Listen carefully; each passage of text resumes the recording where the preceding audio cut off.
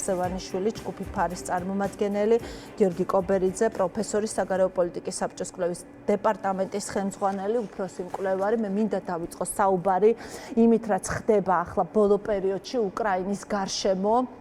ის განცხადებები, რომელიც არ არის ერთი, არ ვიცი, ხაზის, არ არის ერთი შინაარსის, ტრამპის დამოკიდებულებას და თეთრი სახლის დამოკიდებულებას გულისხმობ. თავად ტრამპს აქვს ორაზროვანი განცხადებები, თავად თეთრი სახლის სხვადასხვა წარმომადგენლები ხშირად აცდენილები არიან ერთმანეთთან.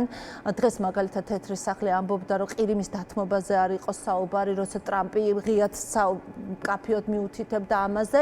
მოკლედ, აი ეს ყველაფერი ამას რა ტიპის დასასრული უჩანს, როგორც ჩანს იმ ფონზე, რაც კიევში დღეს დატრიალდა იმ ტრაგედიის ფონზე? თავად კიევის დაბომბვა იყო ძალიან საინტერესო კონტექსტით. რა კონტექსტს ვხედავთ ახლა ჩვენ? კიევი დაიბომბა სწორედ მაშინ, როდესაც საუბარი მოლაპარაკებებზე ყველაზე აქტიურ ფაზაში უნდა შესულიყო. ანუ ეს მიანიშნებს იმ ფაქტზე, რომ რუსეთისათვის ამერიკის და ბრიუსელის ინტერესების დაცვა, ინტერესების გატარებას არავითარი მნიშვნელობა არ აქვს. ეს არის მიზანმიმართული პოლიტიკური შეურაცხყოფის აქტი.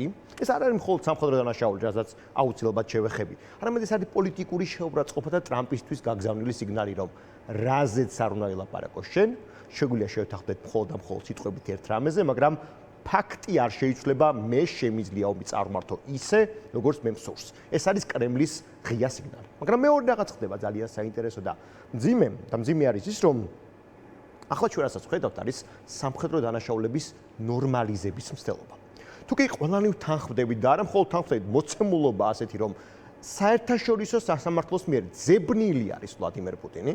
და ეს ძებნილი ადამიანი სწორედ მოლაპარაკების ღამეებში ახორციელებს ყველაზე სისხლიან დაბომბვას სამოქალაქო ობიექტებზე და შენ მაინც ხვდები მას და მაინც ართმევ ამ მზად ხარ ხელი ჩამოართვა, ნიშნავს სამხედრო დანაშაულების ნორმალიზება მოახდინა. მე იმასისგან ძალიან შორს ვარო, ეს საერთაშორისო არსებული წესრიგი, რომელიც მეორე მსოფლიო ომის შემდეგ იყო დამყარებული, კიდევ არსებობს. აღარ არსებობს, მაგრამ რა წესრიგით შეიძლება ჩამოყალიბდეს მოგვიანებით მომდენო 5 წელიწადში, თუ მომდენო რამდენიმე წელიწადში, დამოკიდებულია სწორედ აი ამ დღეებზე, ამ კვირებზე, ამ თვეებზე, რასაც ახლა ჩვენ ვუყურებთ და კრემლმა ძალიან კარგად იცის, რომ თუ კი მოხდა მისი აგრესიული და რაც თავარია, დაპყრობითი ომის პრეცედენტის ნორმალიზება, ყირიმი მათ შორის პრეცედენტი იქნება, ხო? როგორც კი ეს პრეცედენტი შეიქმნება, იმას უთა სხვა დიქტატორები, სხვა ავტოკრატები, სხვა ისეთი ლიდერები, რომლებსაც აქვთ ამბიციები სხვა ქვეყნების ტერიტორიების წართმევისა, სიამოვნებით მიბაძავენ ამ ფაქტს. და ბოლოს ერთ-ერთი ძალიან საინტერესო ამბავი არის ის, რომ საჰაერო დაბომბვები ზოგადად უკრაინის სამოქალაქო ობიექტების წინააღმდეგ ემსახურება ძალიან კონკრეტულ მიზანს. ეს არის იმ კაპიტულანტური მოთხოვნების წინაშე უკრაინის ერთგვარ დაჩოქებას, რომელიც რუსეთმა წაუყენა, იმიტომ რომ რუსეთი აქ მშვიდობას არ ითხოვს. და მშვიდობა, როდესაც ჩვენ საუბარი გვაქვს მოლაპარაკებაზე, კომპრომისზე აგებული. მე რაღაცას ვთმობ, შენ რაღაცას ვთმობ, მოდი მოვილაპარაკოთ და აი ვიპოვოთ შუა წერტილი. რუსეთი მსგავს არაფერს არ აკეთებს. ეს არის საჰაერო დაბომბების კამპანია, ცნობილია, ეს რაღაც ახალი არ მოუგონია პუტინს და ზოგადად კრემლს. იძულების მექანიზმია მოლაპარაკებებზე ან დამორჩილებაზე, მაგრამ ამ ეტაპზე ჩვენ რასაც ვხედავთ, ეს არის საჰაერო კამპანია იმის იმედად, რაც ნაცისტური გერმანია ახორციელებდა ბლიც ინგლისის წინააღმდეგ, რომ გატყდეს მოწინააღმდეგე, დაგიჯდეს და აღიაროს კაპიტულაცია. მაგრამ მთელი პრობლემა აი ამ კონტექსტში არის ამერიკის პოზიცია. პრობლემა რატო არის? მოდი განვარტოთ. ამერიკა არ შეიძლება იყოს ნეიტრალური მოთამაშე. იმიტომ რომ ამერიკა არ არის დამკვირვებელი, ის არ არის გაეროს სამშვიდობო მისიის ცისფერჩამხუტიანი. ეს ომი ჩვენ არ დაგვიწყიაო, რუბიო. ეს ომი დაიწყო კრემლმა, დაიწყო არა მხოლოდ უკრაინის წინააღმდეგ, რაც არის ფუნდამენტური შეცდომა, იმიტომ რომ ეს არის კრემლის მიერ დაწყებული ომი, არა მარტო უკრაინის დასაპყრობად, არამედ პირველ რიგში დასავლური ცივილიზაციის დასაჩოქებლად და მისი მთავარი გამოხატულება აქამდე იყო ყოველ შემთხვევაში ამერიკის შეერთებული შტატები და შესაბამისად პუტინს არაერთხელ აქვს ნათქვამი და ერთხელ გაუმეორებია ეს ყველაფერი, რომ მისი მოწინააღმდეგე არის არა მხოლოდ უკრაინა, არამედ კოლექტიური დასავლეთი. შესაბამისად, დღეს რასაც ჩვენ ამერიკის შეერთებული შტატების მხრიდან პოზიციას უყურებთ, ეს არის ამერიკული ჰეგემონიის დასასრული, ოღონდ ამერიკის მხრიდანვე. რა თქმა უნდა, გასაგები არის ტრამპი ამ ყველაფრის უკან რა ინტერესად ხედავს, ის ხედავს ამ ინტერესს, რომ მაქსიმალურად მალე მოშორდეს უკრაინას და გადაერთოს ჩინეთის მიმართულებით. და სხვათა შორის ეს არ ახალი პოლიტიკა, ის დიდი ხანია ფიქრობს, რომ არ არის პრიორიტეტული უკრაინის საკითხი და ჩინეთზე გადაერთოს მაქსიმალურად, მაგრამ ეს ასევე ნიშნავს იმას, რომ ის მარტო ტოვებს თავის იმ მოკავშირეს, რომელსაც შეპირდა რომ ბოლომდე დაუდგებოდა გვერდით. და მოდი ერთ რამაზეც შევთანხმდეთ, რომ თუ კი უკრაინის ტერიტორიაზე მოხდა დაპყრობითი ომის პრეცედენტის შექმნა, თელს მსოფლიოს სხვადასხვა წერტილებში აუცილებლად მოხდება მისი განმეორება, მათ შორის ისეთი ძალების მიერ, რომლებიც ამერიკის შეერთებული შტატების მთავარი მეტოქეები არიან. ამიტომაც ამ მოლაპარაკებების ფინიში მშვიდობა არ იქნება. ეგ გამორიცხულია, იმიტომ რომ მშვიდობაზე რომ ვილაპარაკოთ, ჯერ მხოლოდ თავი დავანებოთ სხვა ყველაფერს, რუსეთს არ სურს მშვიდობა. ეს არ არის რუსული მშვიდობა, იმიტომ რომ რუსეთის გათვლა არის უკრაინის სახელმწიფოებრიობის მოსპობა. მან შეიძლება ცეცხლის შეწყვეტა გამოიყენოს ამოსასუნ თქად საკუთარი დამობილიზებისათვის, მაგრამ ეგ მშვიდობა არ არის. არც უკრაინა არ არის მზად არსებული აი ამ პოლიტიკის დათანხმებისათვის, რომელიც მის სუვერენიტეტს მოსპობს. და რაც მთავარია, ევროპა არ არის მზად ამისათვის, იმიტომ რომ ნათელია. როგორც კი იქნება იმგვარი მშვიდობა, რომელსაც რუსეთის თავაზობს, ანუ კაპიტულაცია უკრაინის, შემდგომი სამიზნეები იქნებიან ევროპული სახელმწიფოები. ეს არ ნიშნავს პირდაპირ ინტერვენციას და შეჭრას, ტანკებს შეიძლება არ ვიხილოთ ჩვენ მაგალითად, რა ვიცი, ვარშავისაკენ, მაგრამ ეს ნიშნავს, რომ ჰიბრიდული ომი და მათ შორის მესამე სახელმწიფოების მეშვეობით ომები, იგივე ბალკანეთის ტერიტორიაზე შესაძლებელია გახდეს სრულიად ნათელი. სწორედ ამიტომაც არის ყველაზე დიდი საგანგაშო სიგნალი ის, რომ ამერიკული ფარის გაქრობის შემთხვევაში ევროპა რჩება, რა თქმა უნდა, გამოფხიზლებულ მდგომარეობაში. ეს ძალიან კარგი მომენტია, მაგრამ რჩება იმ რეალობის წინაშე, რომ ომი უკვე მის შესასვლელთან, მის კარებთან. მაგრამ ამერიკას რა პოზიციით რჩება?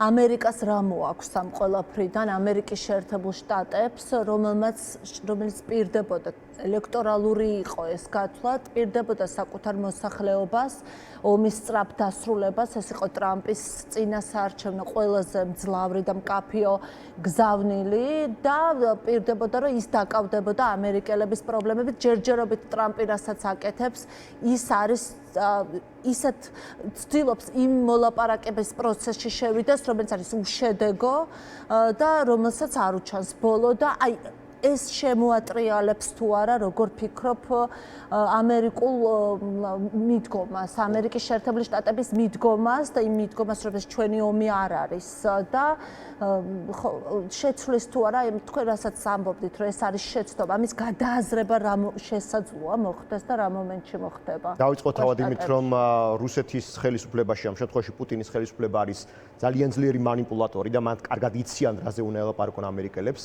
მათ რეალურად ჩაიბეს ამერიკელები მოლაპარაკებაში, ისინი დროს წელავენ ამ პროცესში. მაგრამ ეს ხოლმესასრულად არ ვერ საბოლოო ჯამში, როდესაც ტრამპის ხელისუფლება მიხვდება, რომ ამ მოლაპარაკებიდან არაფერი გამოდის, მას ექნება ორი არჩევანი.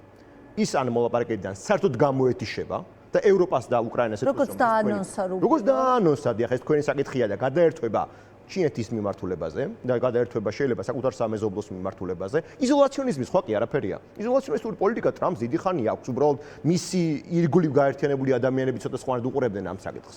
და მეორე რა არჩევანი რაც მას შეიძლება კონდეს არის ის, რომ უბრალოდ ულტიმატუმი წაუყენოს ამ შემთხვევაში მის მოკავშირეებს, რომ თუ გინდათ რომ დავრჩეთ თქვენ დასახმარებლად, ამ შემთხვევაში აღმოსავლეთ ევროპაზეა საუბარი, მაშინ სწორედ იმ მოთხოვნების და იმ პოლიტიკის გატარება შეგიძლია მოახდინოთ, რომელიც მე მსურს და მე მინდა. რაც შეიძლება იყოს ასევე ისიც, რომ რაც შეიძლება იყოს ისიც, რომ მათ შორის ის, რომ უკრაინის საკითხისადმი ისინი ჩამოხსნის ცდილობა კონდეთ.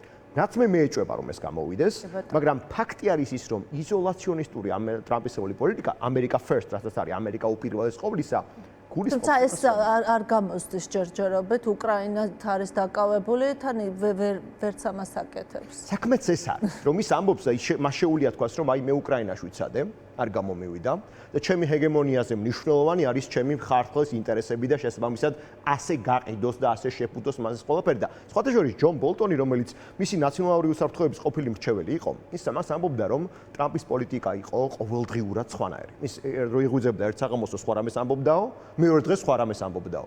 რას მიანიშნებს იმ ფაქტზე, რომ ეს არათანმიმდევრულობა, რომელიც ტრამპს ახასიათებს, შეიძლება რამდენიმე თვეში სრულიად შეიცვალოს, მაგრამ ის ფაქტი მაინც არ იცვლება, რომ მის ირგვლივ გაერთიანებული ადამიანები და ძალები, მათ შორის ვიცე-პრეზიდენტი პენსი, უკრაინისადმი ნეგატიურად განწყობილი ძალაა და მთლიანად ფოკუსირებული არის, რომ რაც შეიძლება მალე ჩაეხსნას ევროპულ პოლიტიკას და გადაერთოს უფრო მეტად წყნარ ოკეანეს. მადლობა. მინდა